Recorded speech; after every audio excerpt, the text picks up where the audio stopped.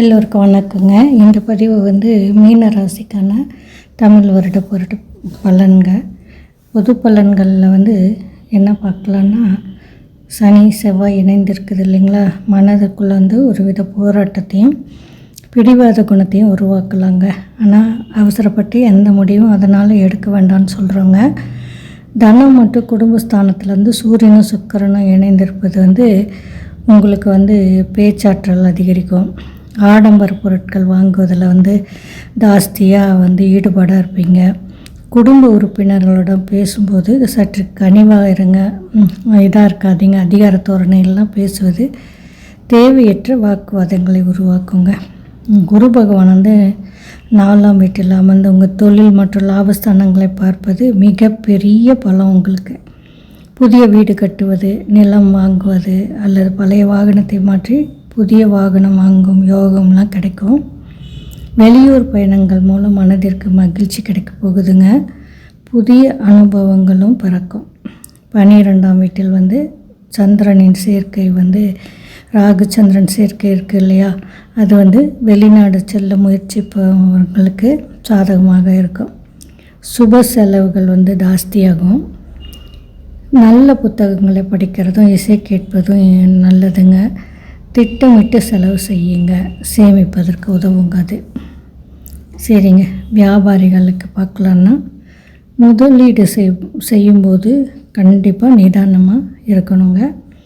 கூட்டு வியாபாரத்தில் இருக்கவங்கக்கிட்ட வெளிப்படையாக பேசுகிறது தான் அவசியம்.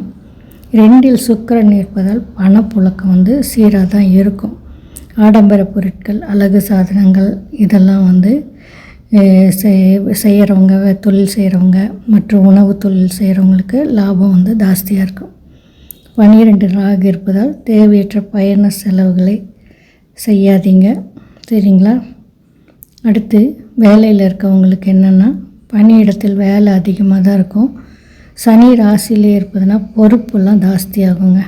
ஆனால் குருவின் பார்வை என்ன உங்கள் தொழில் ஸ்தானத்தில் விழுகுது இல்லைங்களா.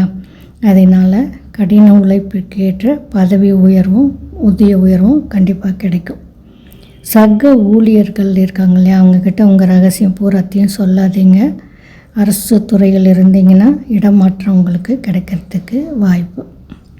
பெண்களுக்குன்னு பார்த்திங்கன்னா, குடும்பத்தில் உங்களுக்கு உங்களுக்கு சொல்லுக்கு மதிப்பு ஜாஸ்தியாகும். ஆபரணம் வாங்க போகிறீங்க. பிள்ளைகளின் முன்னேற்றம் மகிழ்ச்சியாக தான் இருக்கும். வேலைக்கு பெண்கள் இருக்காங்க இல்லையா, அவங்களுக்கு வாய்ப்புகள் புதுசாக கிடைக்க போகுது. ஆரோக்கியத்திலான சற்று கவனமாக இருக்கணும். குறிப்பாக இடுப்பு அல்லது கால்வலி தொடர்பான உபாதைகள் வருங்க. மாணவர்களுக்குன்னு பார்த்திங்கன்னா, குரு நாளில் இருக்கிறது கல்வி ஆர்வம் ஜாஸ்தியாக தான் இருக்கும். உயர்கல்வி படிக்கணும்னு நினைக்கிறவங்களுக்கு அவங்களுக்கு சாதகமான பாடப்பிரிவில் கிடைக்குங்க. ராசியில் உள்ள புதன் புத்திசாலித்தனை தோன்றினாலும் 12இல் சந்திரன் மனதை அலைப்பாய வைக்கும். அதனால் தேவையற்ற பொழுதுபோக்கெல்லாம் விட்டுட்டு படிப்பில் கவனம் செலுத்தினா கண்டிப்பாக வின் பண்ணலாம். நன்மைகள் பார்த்துட்டிங்கன்னா, இந்த வருடம் எதையும் சந்திக்கிற துணிவு கிடைக்கும். நீண்ட நாள் பிரச்சனைகளுக்கு சாதகமான தீர்ப்பு வரும். புதிய சொத்துகளின் சேர்க்கை உண்டாகுங்க.